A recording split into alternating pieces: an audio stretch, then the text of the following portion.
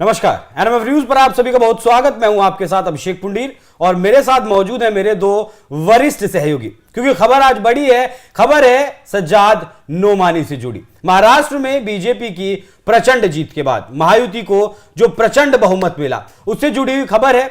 और खबर यह है कि क्या योगी आदित्यनाथ का जो नारा था बटेंगे कटेंगे, उसका यह कमाल था, या फिर सज्जाद नोमानी ने जो 2-3 प्रेस कॉन्फ्रेंस की या एक बयान दिए कि जिन लोगों ने बीजेपी को वोट किया उन लोगों का हुक्का पानी बंद कर देना चाहिए। तो क्या सज्जाद नोमानी भी इतने बड़े फैक्टर रहे? महाराष्ट्र के साथ साथ उत्तर प्रदेश में भी जिस तरीके से प्रचंड हार बीजेपी को मिली, वैसे ही प्रचंड हार अखिलेश यादव को उत्तर प्रदेश के उपचुनाव में मिली। इसी को लेकर एक तस्वीर वायरल हो रही है जिसमें सज्जाद नोमानी और अखिलेश यादव बड़े मुस्कुराते हुए हाथ मिलाते हुए नजर आ रहे हैं। इस तस्वीर पर ही आज चर्चा करेंगे। पंकज जी, जो ये तस्वीर वायरल हुई और कितना बड़ा रोल सज्जाद नोमानी का उत्तर प्रदेश में भी रहा?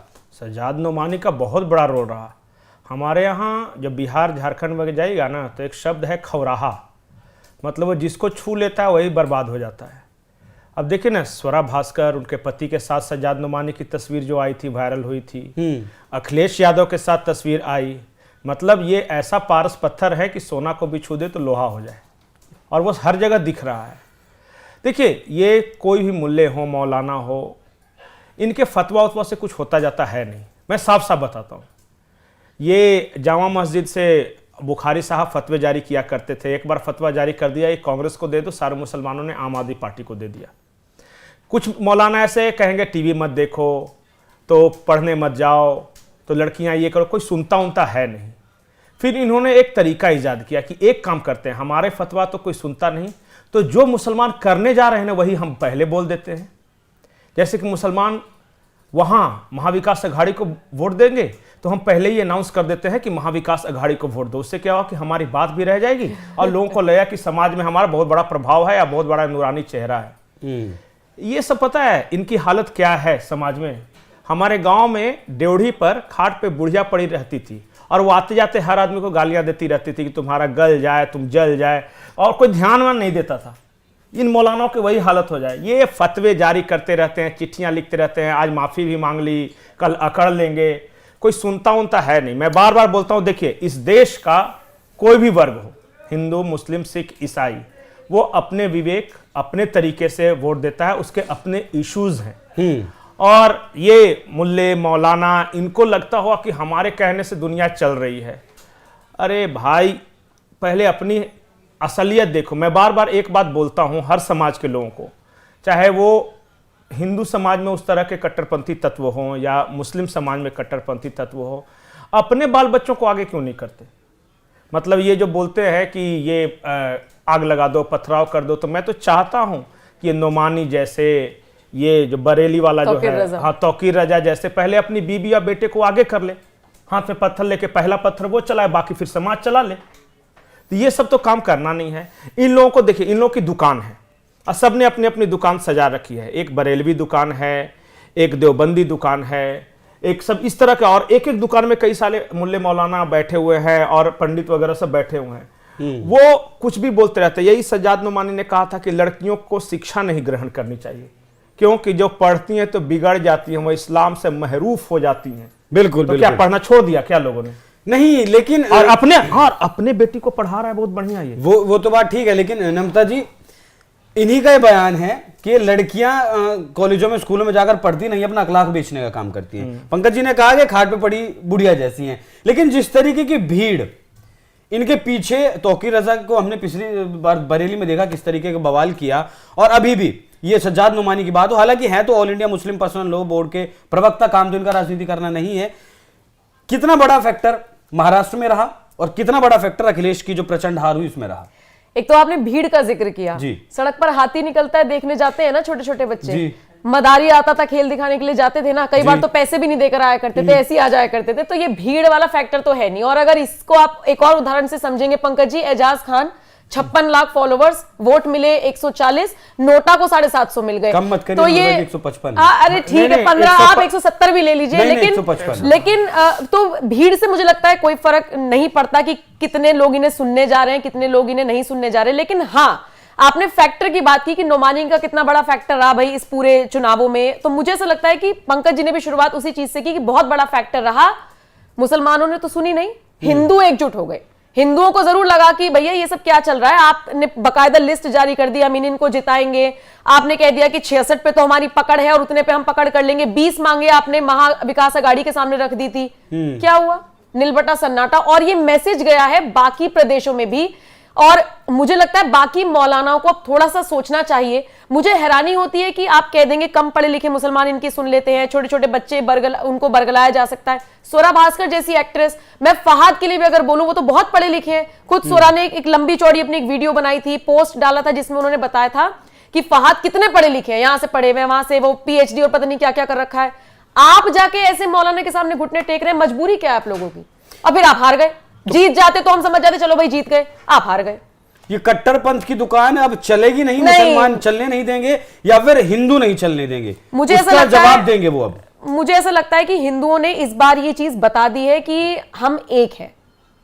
ये तो बहुत बड़ा मैसेज गया, बिल्कुल बिल्कुल, एक भी है सेफ भी है, ये मैसेज गया है। ये कट्टरपंथ की दुकान भाप गए हिंदू। अब नहीं, हिंदू हो वो जो चल रहा था कि जाग जाए उजाग जाओ, जाग गए। हिंदू हो या मुसलमान, दोनों ने इन मुल्ले मौलानाओं की, इन कट्टरपंथियों की दुकानें बंद कर दी हैं।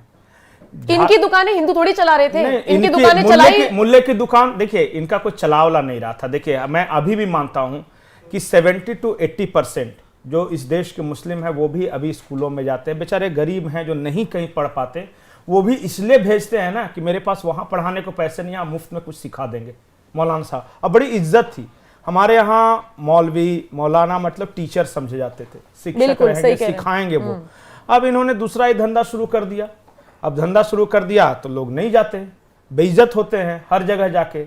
मौलाना तौकीर रजा की मैं बोल रहा था, उसने क्या किया कि एक दिन अपील की कि सारे मुसलमान सड़कों पे उतरो, एक परिंदा भी नहीं उतरा। फिर सोचे कि ये तो बेइज्जती हो गई।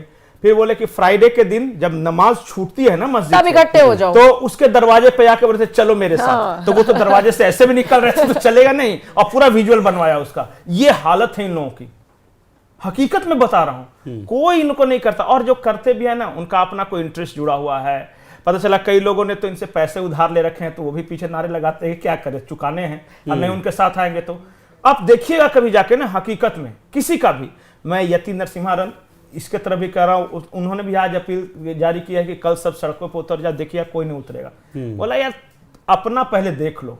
अच्छा, इन सबके बाल बच्चे बड़े अच्छे पढ़ रहे हैं बढ़िया जगह पे, मैं बार बार ही बोल रहा हूं, आप पता लगाइए ये जितने अशराफ मुल्ले हैं, इन सबके बाल बच्चों को देखिए, कहीं ना कहीं कॉन्वेंट में पढ़ रहा होगा, अगर बड़े हो गए तो विदेश के किसी कॉलेज में पढ़ रहे होंगे। और इनको कहते हैं कि तुम पत्थर उठा लो, तुम इस्लाम के लिए ये कर दो वो कर दो, तुम काहे नहीं करो? अपना परिवार तुम्हारा काहे नहीं करेगा? कभी देखा है किसी बड़े आदमी के बाल बच्चों को इस तरह सड़कों पे उठा के पत्थरबाजी करते हुए? मिलेंगे? नहीं मिलेंगे, नहीं मिलेंगे, नहीं मिलेंगे। किसी को भी आप देख लीजिए, वो विदेशों में ही मिलेंगे। आप बिल्कुल सही कही है नम्रता जी। ये तस्वीर जो वायरल हुई अखिलेश यादव और सज्जाद नोमानी की, इसकी पुष्टि तो नहीं हो पाई कब की है, चुनाव से पहले की है या और ज्यादा पहले की है, लेकिन क्या ये हाथ मिलाना अखिलेश यादव को भारी पड़ गया एक्चुअल में अगर बात करूं? मुझे तो लगता है कि अखिलेश यादव का महाराष्ट्र में चुनाव लड़ना ही उन्हें भारी पड़ रहा है, क्योंकि वो बहुत उम्मीदों के साथ आए थे कि हम जिस गठबंधन के साथ जा रहे हैं वो सत्ता में आएगा तो हम भी कुछ करेंगे।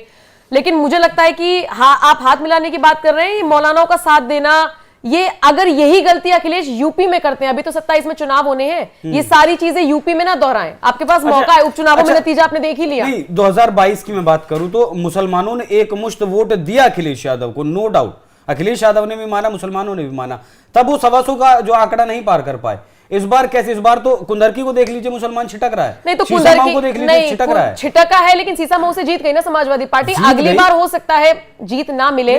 कुंदरकी का, एक सेकंड, आपने कुंदरकी का जिक्र किया, कुंदरकी में हमें दोनों पक्ष देखने होंगे। देखिए, आरोप दूसरी तरफ से भी लगाया जा रहा है कि वोट डालने ही नहीं दिया गया। अब पता नहीं सच है नहीं है, वो तो पंकज जी भी ग्राउंड जीरो पर रहते हैं, वो ज्यादा बेहतर जानते होंगे। लेकिन जो मैंने पढ़ा, ट्विटर पर देखा कि उस तरफ से भी आरोप लगाया गया कि भाई हमें वोट डालने ही नहीं दिया गया। एक वीडियो पे तो बल्कि मैं और पंकज जी बहुत हंस रहे थे कि किसी से पूछा कि तुम गए थे वोट डालने, तो सामने वाला मुस्लिम शख्स था, वो गाली देके बोला मैं भगा दिया, कि तू फिर से आ गया। अब उसकी बात में भी दम तक फिर से आ गया, मतलब हाँ, फिर से आ गया, मतलब तो ये भी बात है, फर्जी वोट डाल रहा था। मैं आसान तरीके से बताता हूँ। सबसे पहले अखिलेश यादव की बात। अखिलेश यादव बेइज्जती प्रूफ हो गए हैं। कांग्रेस का कमलनाथ कहता है कौन अखिलेश फखलेश, इनको बड़ा बुरा नहीं लगता। मतलब देखते हैं कि चलो कुर्बानी दे दी सांप्रदायिक शक्तियों को, फिर भी यहाँ लोकसभा चुनाव साथ लड़ दिए। हरियाणा में, राजस्थान में कोई अखिलेश फैक्टर नहीं है, ये करके झारखंड गए थे। हेमंत बोला कि आपका एक भी है नहीं तो यहाँ क्या करने आए हैं। महाराष्ट्र गए, वहां पे बेचारे अकेले रहे। तो चारों तरफ से मतलब बेइज्जती सहने के बाद ये खड़ा करते हैं। इसीलिए हाथ मिलाया जबान अब हाथ न मिलाए, हाथ मिला ले, पांव मिला ले, कुछ फर्क पड़ना ही नहीं है तो क्या फर्क। दूसरी बात जो ये कह रहे हैं ना वोट नहीं डालने दिया गया, कुंदरकी का वोटिंग परसेंटेज कितना था? 65। 64 पॉइंट समथिंग। अब बताइए 1,44,000 वोट मिले बीजेपी वाले को। 1,70,000। 1,70,000 वो जी ना के दे दिया था वोट। इनका जो समाजवादी पार्टी का जो मिला है वो 25-30,000 जो भी मिला है, 25,000 वो कौन आ गए थे, कौन दे रहे थे वोट? 40,000 तो सिर्फ हिंदू है, तो मुसलमानों को वोट नहीं देने दिया गया। तो उन 40,000 के अलावा किसने वोट? और भी 11 मुस्लिम कैंडिडेट थे। मुझे लग रहा है सारे वही बट गए। हाँ, अब सबको कुछ न कुछ वोट मिला है, कुछ न कुछ मिला है। तो उनका वोट कौन दे रहा था? अखिलेश यादव के घर से आके कोई देख के गया? हिंदू तो वहां 1,40,000 बेकार है। देखिए ये सब बेकार की बातें हैं। हम लोग के यहाँ कहावत, फिर से मैं बोलता हूँ कहावत, लजाए लड़का ढोंढी टोता है। मतलब वो पता है जो जिसको हार और जाता है ना मन से बहाना बनाते हैं हम तो ऐसे करता है वो। यही हरकत है इनकी, ये अखिलेश यादव की। पंकज जी रील का जमाना है, आपका एक नई रील वायरल हो जाएगा, कैसे करता है? नहीं ईवीएम खराब हो गया तो चुनाव आयोग खराब हो गया तो सुप्रीम कोर्ट बिक गया तो मुसलमान वोट नहीं दिया। संजय राउत तो चंद्रचूड़ को ले आए बीच में, बताइए। चंद्रचूड़ से लेके चंद्रयान तक दे सकते हैं। अच्छा, ईवीएम की चर्चा इतनी नहीं हुई है। स्वरा भास्कर जो नई नई नेता बनने की कोशिश करी उन्होंने की है, अपनी भूमिका निभाई है। उनका ईवीएम रिचार्ज हो गया अंतिम समय में। वो कह रही थी कि वोट देने के 3 दिन बाद 99% कैसे ईवीएम रिचार्ज हो सकता है। आज मुख्य चुनाव आयुक्त ने बोला कि आपको कुछ प्रोसेस की जानकारी नहीं है, वो रखा जाता है लेकिन गिनती के पहले नई बैटरी लगाई जाती है, सबके सामने लगाई जाती है। तो बोले ऐसी बात है क्या? वो सॉरी कच्ची। अरे जब बेसिक जानकारी नहीं है कुछ भी बोलते हैं लोग यार। वारिस पठान हार गए, जाज खान हार गए, उत्तर प्रदेश में समाजवादी पार्टी 9 सीटों पर चुनाव लड़ी, कोई जलील हार गए, इम्तियाज जलील हार गए। हाँ। लोग कह रहे हैं कि ओवैसी को उन्हीं के नेता इम्तियाज जलील ने जलील करवा दिया।